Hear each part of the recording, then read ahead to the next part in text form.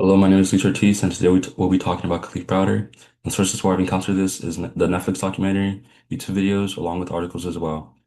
Into this.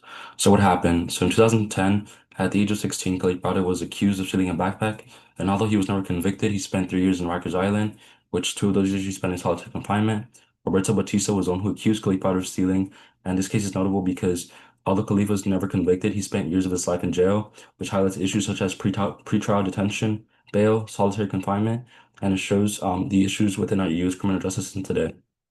So labeling theory is once labeled a criminal, society treats them as one can shape how their identity and affect their life outcomes. So in application to Khalif Browder, he was treated a criminal despite ever being convicted. He was jailed for 3 years, creating social stigmas such as humiliation, disgrace, and shame, and building trauma within him. And it influenced how he was treated in jail by the U.S. justice system. Social strain in theory is that stress and social structures cause harmful outcomes. So in connection to Khalif Browder, he experienced extreme stress from being in solitary confinement and violence.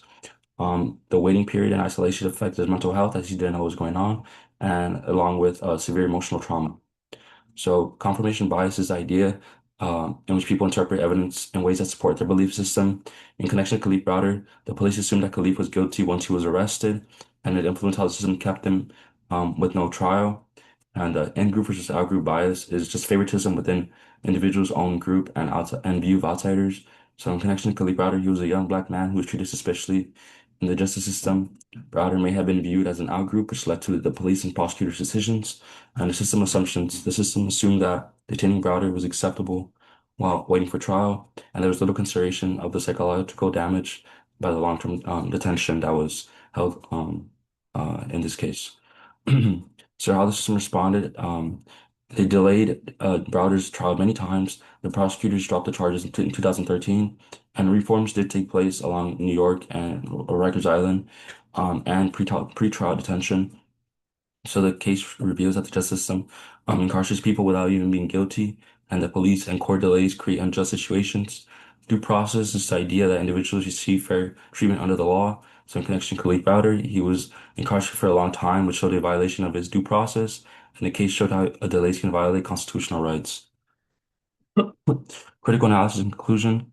So what should have been done differently is that Khalid Browder should have gotten a speedy trial. There should also be alternatives for minor arrest, and solitary confinement for minors should be avoided. But policy implications, they should ban solitary confinement for young people. They should improve jail conditions and delays, and they should ban holding before proving guilty. So what the case reveals about the justice system is that detention without conviction harms poor and minority individuals, and delays show punishment even before proving guilty. Khalif Browder's case showed how the unjust system can create harmful harm when fairness, due process, and being equal are not prioritized. Thank you for listening to my presentation.